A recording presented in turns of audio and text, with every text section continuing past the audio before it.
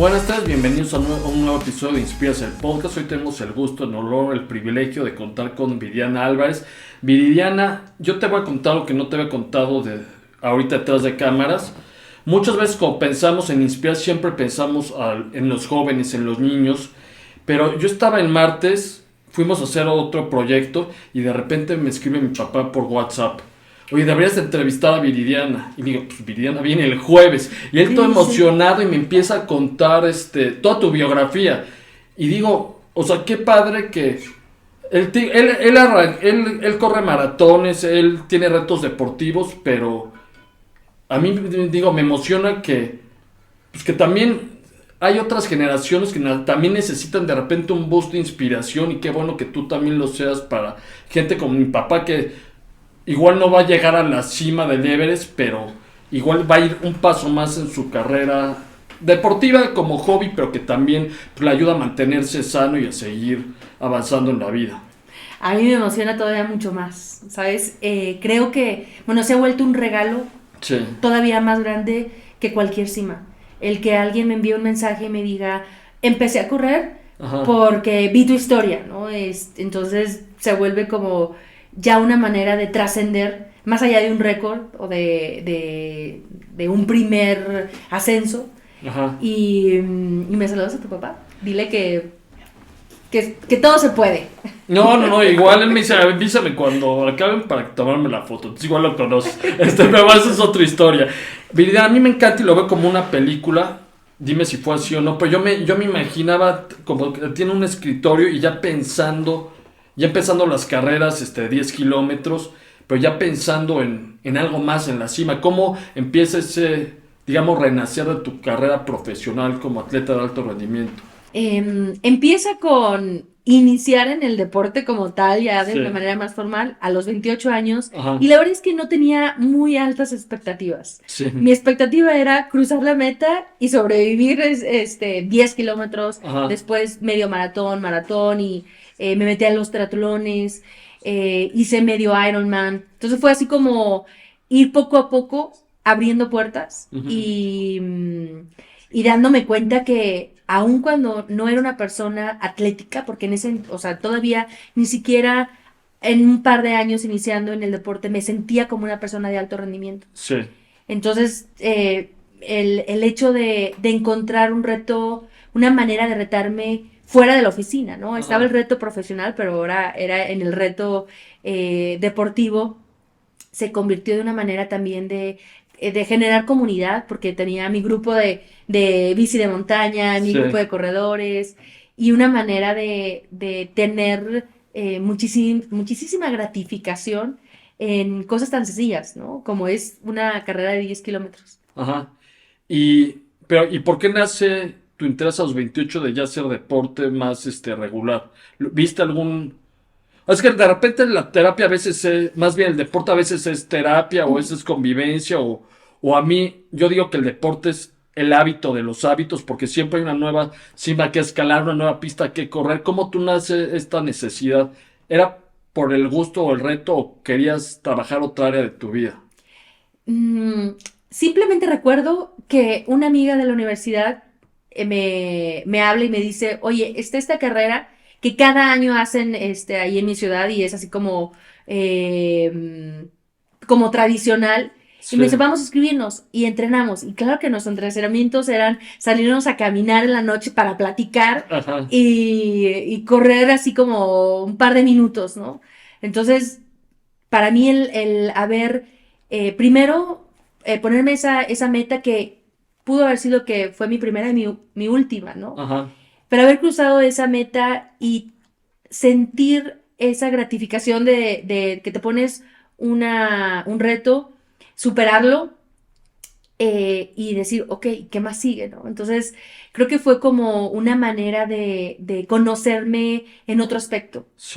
Y de ahí, bueno, fue así como, ¿por qué no como que se me hacía muy fácil, ¿por qué no el maratón? ¿No? En apenas 10 kilómetros, como cuando fui a mi primer montaña, ¿y por qué no Everest? ¿No? Entonces, creo que también esa ha sido una cualidad mía en cuestión de esos brincos de retos. Y, por ejemplo, ¿te gustaba tu trabajo de oficina ¿o no? Sí, sí, sí. De hecho, era muy retador y estaba bien, estaba contenta, pero creo que en ese interés de hacerlo, de hacer estas carreras, había la necesidad de complementarlo con algo más. Ujú. Y empiezo con estos, corriendo en el pavimento. ¿Y cuándo empiezas a enfocarte más en el alpinismo? Bueno, me voy, hago el maratón al año, empiezo en los triatlones y en la bici de montaña, que también era una actividad, yo creo que fue la primera actividad en la que empiezo mezclando el deporte con la naturaleza. Sí. Y ahí es donde, wow, era algo padrísimo la bici de montaña. Y ahí tengo un amigo que ellos iban junto con su grupo a las montañas de México cada año. Ajá. Entonces yo veía sus fotografías y decía, wow, o sea, hay algo que me llamaba la atención. Y ahí es por, siempre les digo, en todo hay un llamado, nada más que a veces no sabemos responder. Y para mí en ese interés de ir a esas montañas sin tener conocimiento, sin saber cómo hacerle, Ujú. por ahí un par de meses estuve insistiendo que me llevaran y resulta que un día me habla y me dice, oye, vamos al Pico Orizaba. Sí. Y yo sin pensarlo, vamos, ¿no? Estaba entrenando para un triatlón, entonces la parte de acondicionamiento ahí medio estaba, ¿no? Ajá. Y mi primera pregunta fue, ok, nada más, ¿cuándo para poder comprar el equipo, prepararme? Y la respuesta fue, hoy en la noche. Entonces fue como de, ya tenían armado el grupo, la camioneta se rentaba de Aguascalientes, de donde soy, hacia Puebla, entonces Sí. uno de ellos no pudo ir por cuestión del trabajo. Y fue como yo creo que buscaron ahí entre su comunidad y no encontraron a alguien más, pues como pues háblale a tu amiga, ¿no? A la que no tiene experiencia y, y, y así es como inicio en el montañismo. Curiosamente, sin tener ese conocimiento, y también ahí viene otro gran aprendizaje que es el de las oportunidades. Ajá. Porque yo cuelgo y digo, no, es que mejor me espero y mejor voy a la siguiente, porque no estoy, mentalmente no estaba preparada. Y digo, no, es que si no, no me van a volver a invitar, esta es mi oportunidad. Y así es como inicia. Y veo, y ya en esa experiencia sientes, digamos, que el llamado para empezar full time, o qué retomas de esa primera escalada. No, era ir al Pico Orizaba y era a ver si subo, ¿no? Sí. Voy al Pico Orizaba con todo rentado y prestado Ajá. y totalmente improvisado. Y mi mantra o mi mentalidad era, pues si no subo hasta donde llegue, ¿no? Al menos voy a ir y lo voy a intentar. Y creo que ese mismo mantra o ese mismo pensamiento me ha acompañado hasta mi última montaña, ¿no? Y me permitió también en algunos sí llegar y en otros no, pero en incrementar o al menos ese porcentaje de posibilidad de sí lograrlo. El haber dicho, pues, no me siento al 100 preparada o con el equipo, pero esta es la oportunidad que tengo. Yo leía, o escuchaba más bien en una conferencia tuya, que no investigas mucho del lugar hasta que ya estás, porque Sí. no, y le llaman, es una frase, no suena tan bien en español, pero parálisis de análisis, que de repente la gente investiga tanto que ya le Sí. encuentras mil nos, entonces ya no lo haces. Y lo que me gusta de cómo tú lo ves es, mira, si analizo tanto, pues ahí va a haber mil razones para echarme para atrás, mejor me preparo mentalmente en lo que depende de mí para que dependa de mí y no basarme tanto en experiencias de ajenos que sí aprendes, pero que puede ser muy ajeno a lo que tú ya vivas ya estando en la montaña. Y eso la montaña también me lo enseñó en cuestión de todos los pensamientos también son energía. Y Sí. en la montaña donde tienes que administrar la energía para poder llegar a la cima y poder bajar, hubo un punto en un compañero, fueron de mis primeras expediciones en el Himalaya, Ajá. había una persona que o no le gustaba que estuvieran las mujeres o no sé, algo había, ¿no? Y me Sí. decía comentarios y yo me despertaba en las noches en la casa de campaña, en el sleeping bag, sobre hielo, ya te imaginas todas las condiciones. Y, y me despertaba pensando qué le iba a contestar, qué iba a Ajá. hacer. Y en un punto me di cuenta que le estaba dando más energía a esa persona Sí. que a la misma montaña. Y decía, no, es que no puede ser así, ¿no? Yo tengo que elegir qué pensamientos. y en dónde los tengo que enfocar. Los tengo que enfocar en dónde voy a pisar y a dónde voy, no en nada más, ¿no? Entonces, el preocuparse, el ocuparse antes de una situación, también te desgasta y hace que puedas tomar decisiones equivocadas. No, es que me encanta eso y yo creo que la podemos extrapolar en cualquier ámbito de la vida. Muchas veces cuando estamos iniciando un proyecto, tratando de que un proyecto tenga éxito, hay tanto ruido interno y externo que a veces se te olvida por qué estás haciendo las cosas y gastas más tu energía en lo que no debería y no en ponerte a trabajar porque si no nunca vas a llegar a tu cima. Totalmente, y hablan de los estudios que hacen que dicen alrededor del 95% de las cosas que nos preocupan o de las cuales tenemos miedos Sí. no suceden. Ajá. Entonces, para mí era como, no, este tipo de cosas, tengo que enfocarme y ser muy precisa en qué es lo que sí tengo que pensar y qué es lo que no, y estar viendo una ruta o cuáles son las dificultades que hay en el K2 o en cualquier otra montaña. Decía, desde aquí, desde México, no voy a, no voy a Ajá. resolver nada. Estando ya ahí, voy a ver la ruta, voy a ver las condiciones y de ahí tomar decisiones. ¿Y siempre has creído que podías? ¿Hay una montaña o hay alguna montaña que has dicho esta sí está bien difícil? Híjole, todas han sido así como de, pues a ver si subo, ¿no? Sí. Esta parte, en la montaña tienes que llegar con una humildad muy grande porque ahí eres tan vulnerable a todo lo que acontece en tu entorno, tanto el clima, la salud, son muchas cosas que tienes que llegar con mucha humildad. Ajá. Y, pero al mismo tiempo con la confianza de que lo puedes hacer. Entonces es como una línea muy delgada en decir, sí voy a llegar a la cima, pero no te aferras a la cima. Porque Ok. lo que yo me he fijado en las personas que más errores cometen, que está el mal de cima, donde se enfocan tanto en llegar a la cima que se les olvida bajar y son los que se les olvida que hay que también tener energía para poder descender. Y Ah, la sí. cima es la mitad del camino, entonces no es el objetivo. El objetivo de la expedición es regresar y regresar con vida, al menos para mí.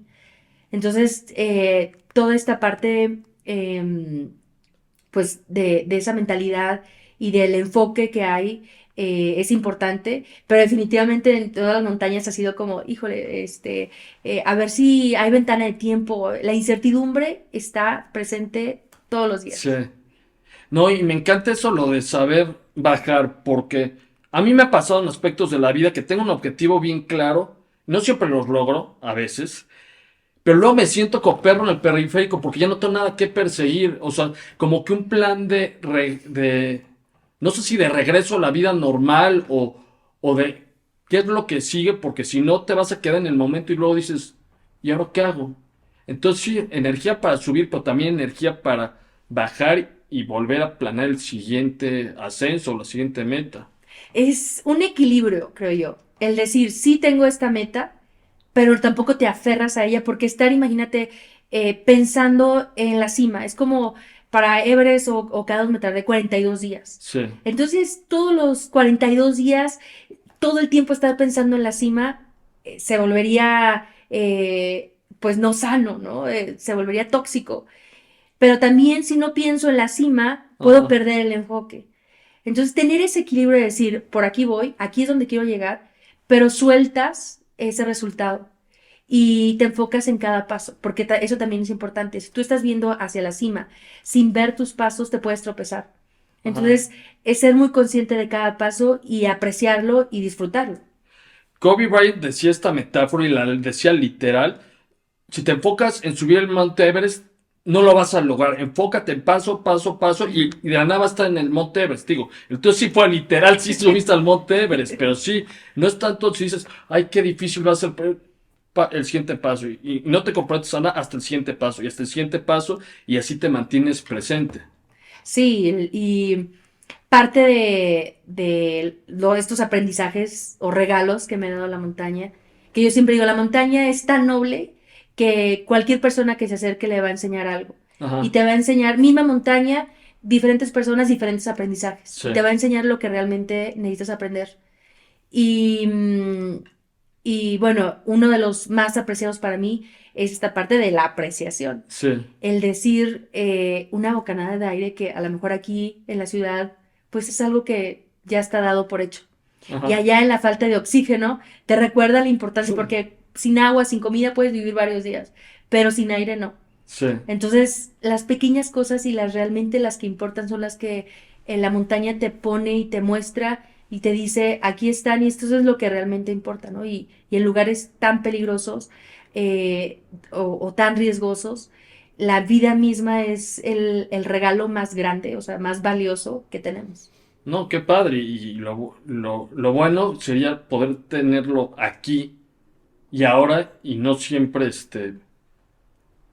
ponerlo extrapolar en un día normal como Sí, igual para, no hoy porque para mí ha sido un día muy especial, pero poder vivir todos los días apreciando lo que más vale de la vida. sí. Viridiana, dicen que los últimos pasos igual son los más difíciles. ¿Cómo tú vives esos de que ya veo la cima y está ahí? Pero sé que igual me va a tardar mucho. ¿Cómo no igual desesperarse o que te gane la ansia para llegar antes? Em, para mí definitivamente los pasos para ir a la cima sí son difíciles porque, Sí, bueno, ya vas cansado, pero también es sentirte cerca te da ajá, ese punch para continuar, ¿no? Em, pero creo que también de los más complicados son al bajar. ajá, Al bajar mentalmente ya cumpliste una parte sí, importante y la mayoría de los accidentes suceden bajando, donde ya hay más confianza, pero también el cuerpo está más cansado. sí. Entonces, para mí siempre ha sido, la cima no es el objetivo, no es la meta, es regresar al campamento base y regresar con vida. Entonces, para mí estar en la cima es, ok, sí, y de repente volteo y digo, wow, ahora hay que Todo bajar, lo ¿no? que Y de sube. hecho, la mayoría de los mensajes que pongo con un aparato satelital en la cima, Ajá, cima en mi último 14,000 mi último 8,000 de esas 14 montañas fue Broad Peak y pongo feliz y bueno, todo el mensaje y ahora toca bajar, ¿no? O sí. sea, como aquí no cabe, o sea, aquí no hay de que ya llegué, no, todavía falta ese descenso importante. ¿Y qué sentimiento tienes cuando estás en la cima? Es que yo no me lo imagino. O sea, ¿qué sientes tú internamente cuando ya pones ahí los pies en la cima? Una es siempre de asombro, ¿no? Cómo hay Ajá, lugares, wow, o sea, y cómo estar parada en lugares donde muy pocas personas en la historia han estado. sí, eh, y la emoción que más me inunda es la de agradecimiento, ¿no? Primero siempre es agradecer a Dios y nuevamente con todavía esa inquietud de decir, ahora hay que bajar, ¿no? Y más sabiendo que pues la mayoría de los accidentes, suceden ahí. Entonces, para mí es como agradecimiento ujú. y concentración en que la meta está abajo. Oye, Viridiana, creo que se aplica también para ti. Cristiano Ronaldo decía, yo no persigo los récords me persiguen, y creo que fue tu caso para el récord Guinness. De repente te enteras que tienes una deadline para romper el récord. ¿Qué tan especial o cómo cambió el proceso tú teniendo ya lo hago ahorita o lo voy a hacer de todos modos, pero ya no voy a hacer esta marca? Cuando hice las tres más Ajá, altas, exacto. fue algo, mira, curiosamente, y eso lo analizo después. Ajá, Efectivamente no hice, o sea, no fue como planear el Everest K2, Kanchenjunga como en fechas para poder lograr ese récord, sino fue algo que me entero antes de la expedición. Yo lo suelto porque digo, no quiero tomar malas sí, decisiones, lo suelto y resulta que hago cima el día de mi cumpleaños. El único día que en todo el año se puede hacer cima. sí. Entonces era como, wow, ¿no? Eh, y de ahí también yo creo que era el punch que necesitaba para poder decir, bueno, ¿y por qué no las 14? Entonces, sí creo que algo ahí había en la cuestión como en mi memoria de un récord Guinness, porque a mí me gustaban Ajá, los libros pequeñitos que eran del récord, no el grande como tal, sino el pequeñito que hablaba de los diferentes récords mundiales, o sea, como en todos los aspectos. Y desde muy joven, ¿no? Entonces era como, wow, después de muchísimos años, el yo poder ahora estar en esos libros, era como, irme a esa niña y decir, a leerlos y al admirarlos, el inconscientemente desearlo. Me recuerda el almanaque de Volver al Futuro en la 2, pero ¿crees? Porque yo creo que sí. ¿Crees que era tu destino ya viendo en retrospectiva lograr esto? Y más cuando no era, cuando todavía igual a los 25 no estaba en tu cabeza. Ahora lo ves y creías que estás destinado a todo esto. Creo que sí hay un camino y en muchas ocasiones lo he sentido, Sí. que ya estaba ahí escrito, ¿no? Y sobre todo en el K2. Ujú. Cuando yo voy al K2 tenía muy pocos años de experiencia. No había ninguna latinoamericana que lo hubiera subido y había una leyenda de las mujeres en el K2 que todas morían y entonces había como muchos en contra, ¿no? Sí. Una montaña muy técnica, entonces eh, el ir y darme cuenta que en mi expedición hasta ahí había tenido la suerte si se le quiere llamar así, o todas las condiciones para poder haber hecho cima al primer intento. Sí.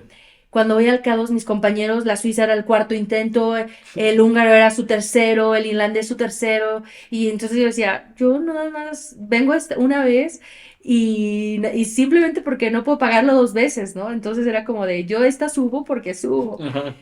Y en algún punto sí llegó a mi mente decir, a lo mejor este es mi momento, esta es mi montaña de aprender una lección al no llegar a la cima.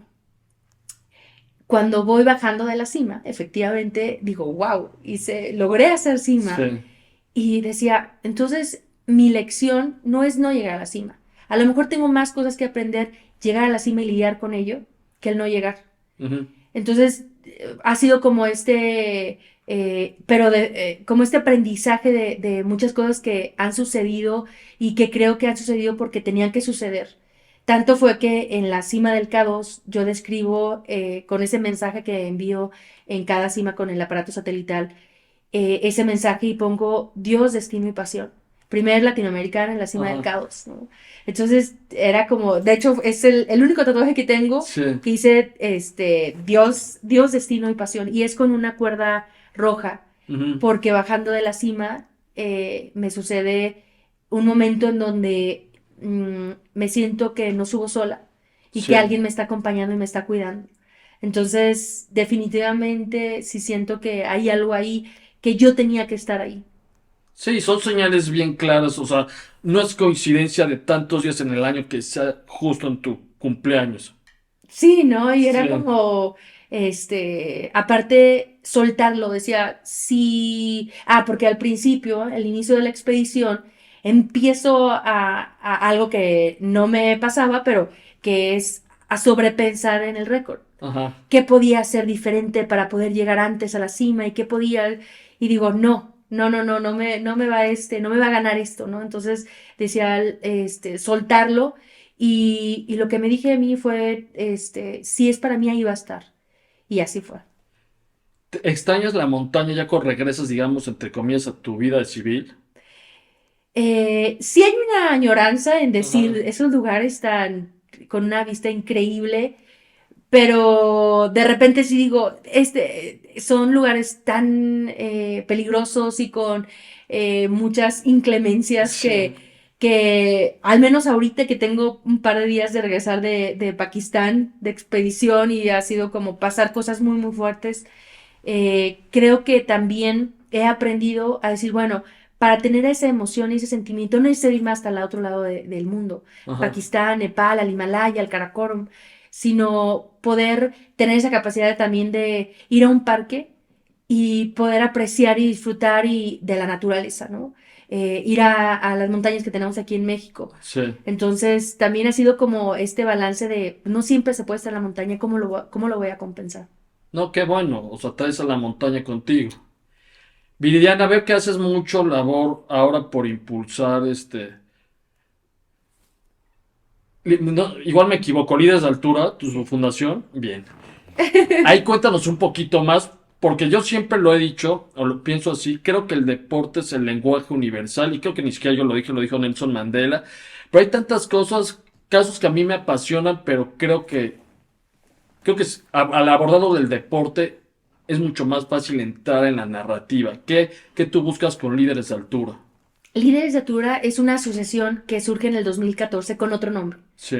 Y eso fue antes de que, un poquito antes del montañismo, muy a la par de ya esta carrera de montañas. Ajá. Era con esta intención de promover el deporte, de poder visualizar toda esta parte de motivación, sobre todo en las niñas. Sí. El primer proyecto que tuvimos en la fundación fue en un orfanato, donde llevamos diferentes deportistas mujeres a que les hablaran a las niñas que vivían era como un colegio de madres, donde ahí dormían.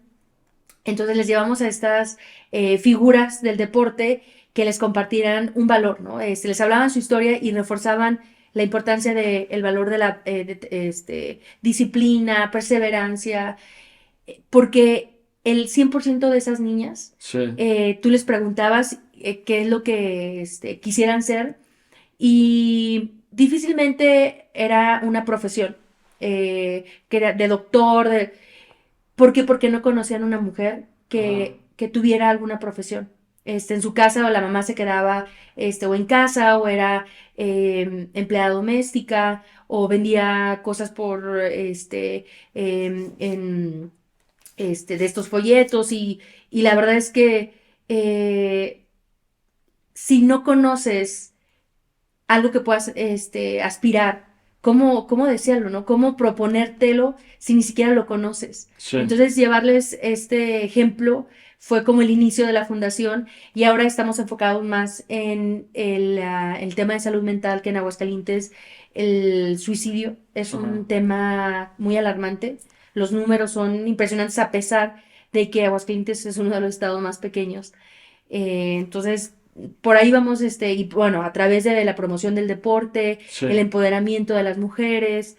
Entonces, poniendo un granito de arena porque para mí es importante el poder regresar algo a cambio. No, y me encanta, y te digo, me encanta que ese es el verdadero éxito.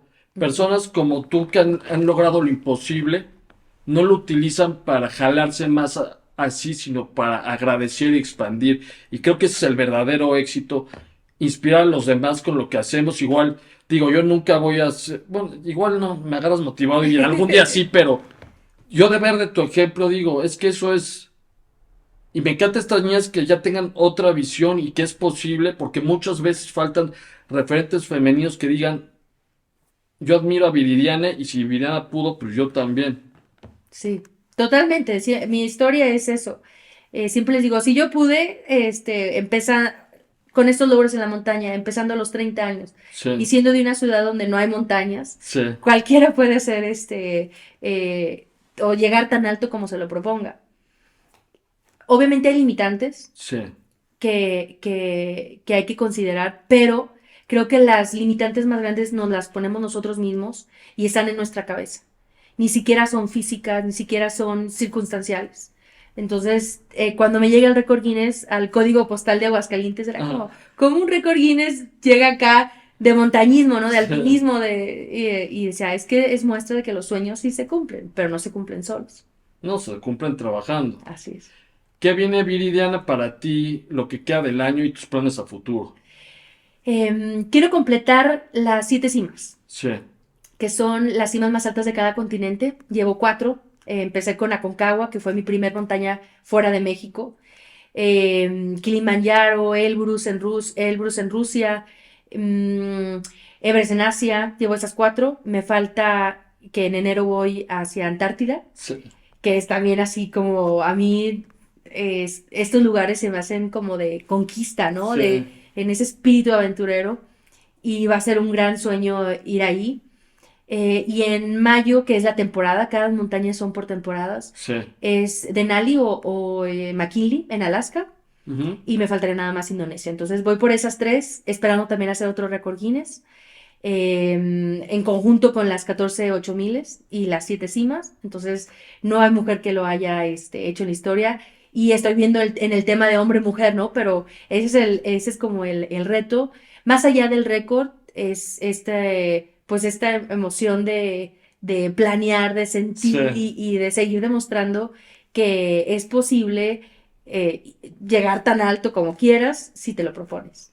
Viridiana, me ha encantado esta plática, la verdad yo sí voy a tener que digerir muchas lecciones porque para mí, te digo, sobre todo eso de que te enfoques también en la bajada es bien importante y muchas veces nada más la historia Sí. acaba en la cima y dices, pues, Sí. ¿y ahora quién, ¿y ahora quién te baja? O como en las películas de Disney, acaba en la boda y luego, Y luego, interesante viene después. ajá, y tienes que mantenerlo porque si no vas a una Exacto. bonita boda y luego, ya no hablas de lo demás. Vamos a seguir atentos y verte lograr todos estos récords, pero sobre todo inspirando a las nuevas generaciones y a las no tan nuevas. Me ha encantado este episodio y nos vemos pronto en Inspiras Podcast. Muchas gracias, Viridiana. Gracias a ti.